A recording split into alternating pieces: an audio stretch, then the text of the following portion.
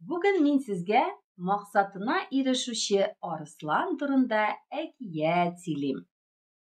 Борын заманда түгел, бүгенге заманда яшәгән дип булган Дусай исемле арыслан малае.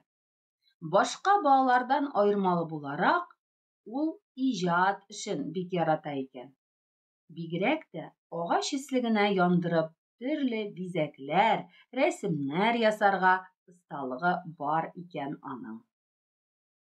Улының мондый сәләтен күреп, әнисе аны оста куллар түгәрәгенә биргән. Бик яратып теләп йөри башлаган анда. Яңа дуслар белән дә танышкан. Әнисе аңа такта, шулай ук агачны яндырып бизәк төшерү өчен прибор да сатып алып биргән. Башка җәнлекләргә караганда, арыслан малайның эшләре күпкә яхшырак булып аерылып торган. Шуңа күрә түгәрәк җитәкчесе аны конкурска әзерли башлый. Конкурска агач эслегендә көйдереп ясалган матур милли бизәкләр кабул итәләр икән. Дусай мәчет ясарга була. Мәчет ул Аллаһ өчен иң яраткан җир. Мәчетләрдә Аллаһыга гыйбадәт кылалар, аны зикр итәләр, файдалы гыйлем өйрәтәләр.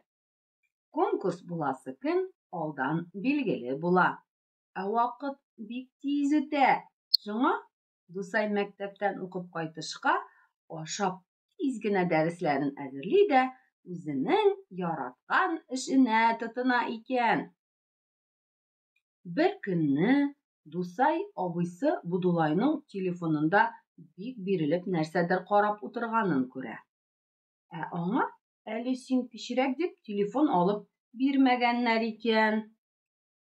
Будулай, баксаң, интернетта яңа уен тапкан да, уйнап утыра икән. Дусайның да бик кызыксынуын күргәч, абыйсы телефонын әнисенә дә биреп тора. Дусайга да бик ошап китә бу уен.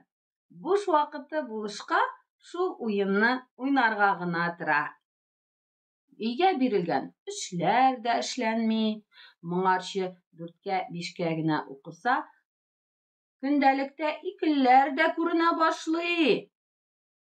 Конкурста онытыла. Улының бар дөньясын онытып, шушы уенга бәйләнеп утыруын әнисе күреп тора. Борчыла, эче пыша. Бер көнне Будулай телефонын югалта. Өйдәге китап киштәләрен, кием шкафларын, уенчык савытларын Будулай белән Дусай икәүләп эзлиләр, тик телефонны таба алмыйлар. Телефон булмагач, яратырга өлгергән уенны да уйнап булмый дигән сүз бит инде. Дусайның кәефе төшеп китә. Аның дәресләре арасыннан конкурска дип ясый башлаган улышы килеп чыга. Дусай бу конкурс турында бөтенләй онытып та җибәргән икән. Билгеләнгән көнгә бары 2 атна вакыт кына калып бара бит. Ул тиз генә үзенә кирәк-яракларны алып килә дә эшкә тотына. Шул арада Будулайның "Таптым, телефонны таптым" дигәне ишетелә. Тик Дусай ничек кенә булмасын, эшенне конкурска ясап өлгертәм дип үзенә әйтеп куя. Һәм максатына ирешә. Бик матур мәчет ясап куя. Менә дулкынландыргыч конкурс буласы көн дә килеп җитә. Аның бик тырышып ясаган эшен жюри әгъзалары иң яхшысы дип табалар. Һәм беренче урын бирәләр.